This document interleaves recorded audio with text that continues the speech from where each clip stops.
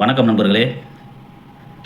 2 நாட்களுக்கு முன்பு அரசியல் மாற்றம் நிகழ்ந்து தமிழகத்தின் புதிய முதலமைச்சராக திரு ஜோசப் விஜய் அவர்கள் பதவியேற்றார். அவர் பதவியேற்ற போது உரையாற்றும் பொழுது திட்டங்களை செயல்படுத்த நிதி பற்றாக்குறை உள்ளது, தமிழகத்தின் மொத்த கடன் 10 லட்சம் கோடியாக உள்ளது என்று ஒரு குற்றச்சாட்டை முன்வைத்தார். ஆம், தமிழகத்தின் மொத்த கடன் 10 லட்சம் கோடி தான். ஆனால் அந்த 10 லட்சம் கோடியும் யார் வாங்கினது?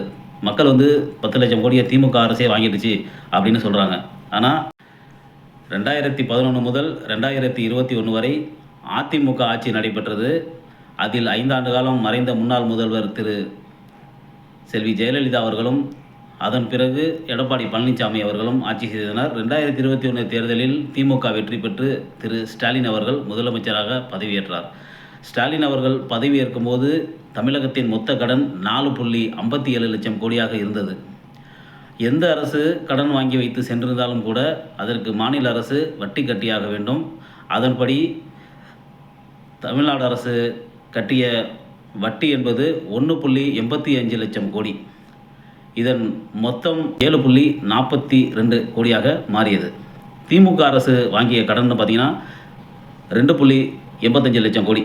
ஆனால் 5 ஆண்டு ஆட்சி காலத்தில் திமுக அரசு செய்த திட்டங்கள் யாராலும் மறக்க முடியாது. எண்ணற்ற திட்டங்கள், சிறப்பான திட்டங்களை திமுக அரசு செயல்படுத்தியது. மத்திய அரசு எந்த நிதியையும் கொடுக்கவில்லை, அதையும் சமாளித்து இருந்த நிதியை வச்சு பல திட்டங்களை திமுக அரசு செயல்படுத்தியது. அதிமுக அரசு ஆண்டு 2021 திமுக விட்டு போகும்போது அப்போதைய தமிழகத்தின் மொத்த வருவாய் 19 லட்சம் கோடி மட்டும்தான். ஆனால் இப்போது 2026 திமுக அரசு விட்டுட்டு போகும்போது தமிழகத்தின் மொத்த வருவாய் 35 லட்சம் கோடியாக உயர்ந்துள்ளது. பொருளாதாரத்தில் தமிழ்நாடு எல்லா விதத்திலும் மேம்பட்டு இருக்கிறது என்பதையும் நம்ம பார்க்கணும். அதிமுக ஆட்சி 2021 விட்டுட்டு போகும்போது தமிழகத்தின் ஜிஎஸ்டிபி க்ரோத்துன்னு சொல்கிறது 9லேருந்து 10 தான் இருந்தது. ஆனால் இப்போ 13லேருந்து 15 உயர்ந்திருக்கு. அதையும் நம்ம பார்க்கணும்.